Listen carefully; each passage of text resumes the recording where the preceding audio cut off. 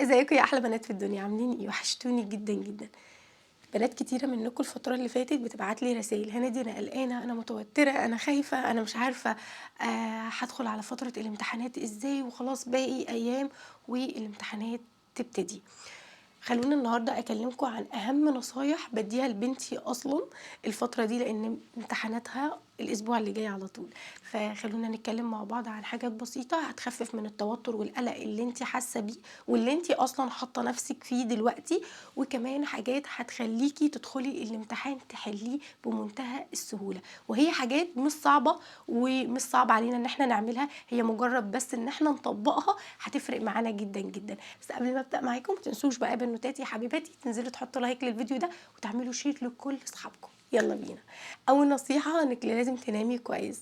النوم كويس او النوم لعدد ساعات كفايه بيخليكي تاني يوم قايمه مركزه، قايمه عندك طاقه، قادره ان انت تستوعبي اصلا المعلومات اللي انت بتذاكريها. قله النوم او النوم المتقطع او النوم اللي انت قلقانه ده بيخليكي متوتره طول الوقت وقلقانه طول الوقت، وده بيقلل من التركيز. فاهم حاجه؟ لازم تظبطي مواعيد نومك الفتره اللي قبل الامتحانات علشان ده بيساعد جدا على انك تكوني مركزه. تاني حاجه بقى وهي الميه من الحاجات المهمه جدا يا بنات، اللي بتساعد فعلا على التركيز، اللي بتخلي عندك طاقه وانت بتذاكري، او لو انت بتحلي الامتحان وقت كمان وانت رايحه الامتحان او اللجنه بتاعتك لازم تاخدي ازازه ميه معاكي وتكون جنبك طول الوقت. وهعمل لكم فيديو اصلا عن الحاجات اللي لازم تعملوها وانتوا بتمتحنوا. بس خلينا النهارده نتكلم عن الحاجات المخصصه شويه قبل فتره الامتحانات. تالت حاجه من الحاجات المهمه جدا، كل حاجه بسيطه قوي وابداي اشربي كوبايه قهوه. صدقوني الموضوع ده بيزود التركيز جدا، وكمان بيخلي عندنا طاقه ان احنا نقدر ان احنا نركز. نيجي بقى لاهم نصيحه، لان هنا النصيحه دي هتقولي لي عادي يا نادي ما احنا كلنا بنعملها. لا، في حاجات معينه كده لو طبقتيها بجد هتقدري ان انت تحلي اي امتحان، وهتخرجي اصلا من التوتر والقلق اللي انت طول الوقت بتكوني حاطه نفسك فيه، خصوصا قبل الامتحان. لو حتى احنا مذاكرين كويس قوي بتلاقي نفسك بتيجي قبل الامتحان واللي هو خايفه قلقانه. فلازم نطلع من المرحله دي بالحاجات البسيطه اللي انا قلت لكم عليها. نيجي بقى لاهم حاجه، لازم قبل الامتحان نبعد خالص عن فكرة التليفون يا بنات او مواقع التواصل الاجتماعي بتاخد من وقتنا كتير قوي، بتسرق الوقت اصلا وانتي ما انتش حاسه بيه. انتي اصلا بتذاكري من على طريق التليفون او من على طريق اللابتوب، حاولي تمسحي كل مواقع التواصل الاجتماعي لحد ما تخلصي مذاكره وبعد كده تبقي ترجعيهم. لكن في فتره الامتحانات او في فتره قبل الامتحان وانتي متشتته اصلا الفيسبوك وعلى الانستجرام وعلى مواقع التواصل الاجتماعي، هتلاقي نفسك ما عندكيش وقت اصلا تذاكري، وده اللي بيخلق عندنا التوتر والقلق. نيجي بقى للنصيحه اللي بعد كده اللي دايما بطبقها مع رويده والحمد لله بتجيب معايا نتائج كويسه جدا: تدريب على الامتحانات. تحلي نموذج للامتحانات اللي موجوده. فده من اهم الحاجات اللي كانت بتساعدني، وبصراحه بحسها بتفرق مع رويده كتير قوي، ان بيكون اصلا في امتحانات جات في السنين اللي فاتت. يعني لو ثالثه اعدادي هاتي الامتحانات بتاعه ثالثه اعدادي السنه اللي فاتت، ده امتحان بشكل الامتحان اللي هيجيلكوا بالظبط. فانت بتعملي ايه؟ بتجيبي الامتحان ده وبعد كده بتهيئي نفسك ان انت تحلي الامتحان. وهنا بقى انا مش هقعد احل الامتحان واي حاجه تقف فيها راح جايباها على طول وكاتباها، لا، في حاجات معينه لازم تطبقيها، وهو ده بقى اللي هيفرق معاكي جدا. اول حاجه ان احنا هنجيب الامتحان، هنقفل على نفسنا باب الاوضه، هنهيئ نفسنا ان احنا اصلا في لجنه وفي امتحان، وخلاص كده انا هقعد احل الامتحان بالظبط زي ما هكون في اللجنه بتاعتي او زي ما هكون بحل الامتحانات. يبقى انا كده معايا السكتش بتاعي والكتاب، وهبدا ادخل على المكتب بتاعي وهقفل على نفسي الاوضه، وهاخد معايا كوبايه ميه وهبدا في حل الامتحان. الامتحان العادي بيبقى قدامي ساعتين ان انا احل ورقه الاسئله، فلازم اظبط ساعتين على المنبه بتاعي واحطه جنبي. ليه بقى يا بنات؟ علشان كل ده لما اتعرض له هيقلل اصلا او هيبقى خلاص انا متعوده عليه.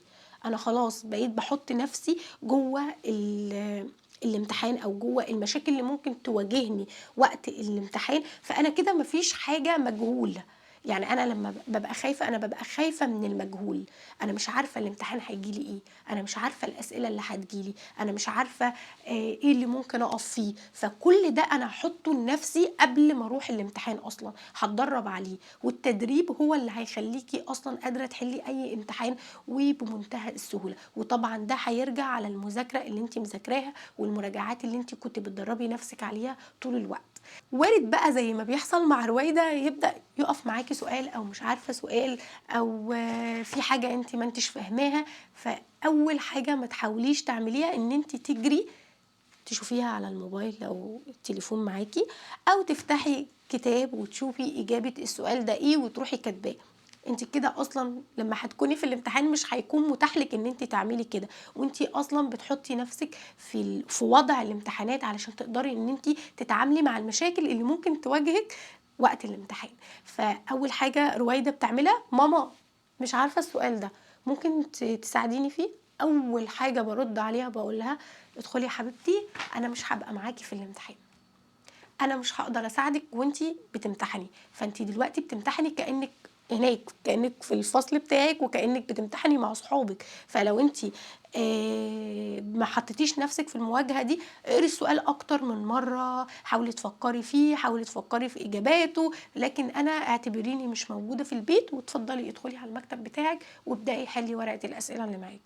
فبدأت إن هي تقتنع وبدأت إن هي تقرا السؤال أكتر من مرة وتحاول إن هي تدوّر على الإجابة بتاعته في دماغها وتعتمد على المذاكرة اللي هي كانت مذاكراها، وده بيخلّيها حتى لو حلّته غلط أو طلع غلط الحل بتاعها، هي بتروح تراجع عليه فبتتعلم الصح، وده هيخلّي المعلومة تثبت أكتر. وأهم حاجة بقى إن أنتِ تكوني هادية وما تكونيش متوترة، لإن التوتر والقلق هو ده اللي بيخلّي لو حتى المعلومات موجودة عندِك هتروح، هتنسيها، لإن سبحان الله لمّا الواحد بيحط الجسم في وضع توتر وقلق كل حاجة بتتمسح.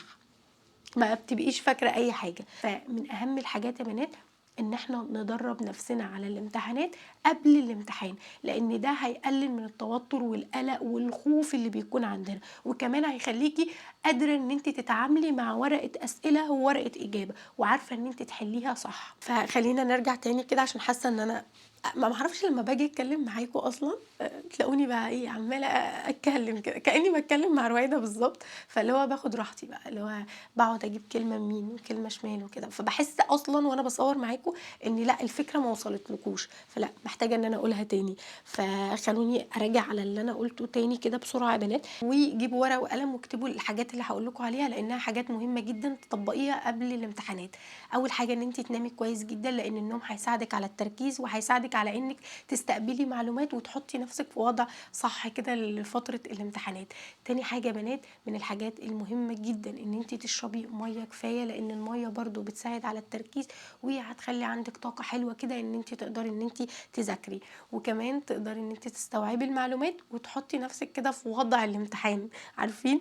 تالت حاجة حاولي إن أنتِ تشربي كوباية قهوة الصبح، علشان أصلًا لمّا بتشربي القهوة في وقت متأخر ده بيخلّي في قلق وتوتر في النوم كده وما بتبقيش عارفة إنِّك تنامي طبعًا، لإن الكافيين طبعًا بيبقى مضبّط دماغنا، فحاولي إن أنتِ دايمًا تشربي كوباية القهوة الصبح أول ما بتصحي من النوم، وتاكلي حاجة بسيطة كده وتشربي القهوة وبعد كده تبدئي المذاكرة. رابع نصيحة وأهم نصيحة لازم تطبّقي التدريب على الامتحانات اللي جات السنين اللي فاتت. وبس كده يا بنات يا رب تكونوا استفدتوا من الفيديو، وإن شاء الله هاعمل معاكم فيديوهات الفترة اللي جاية.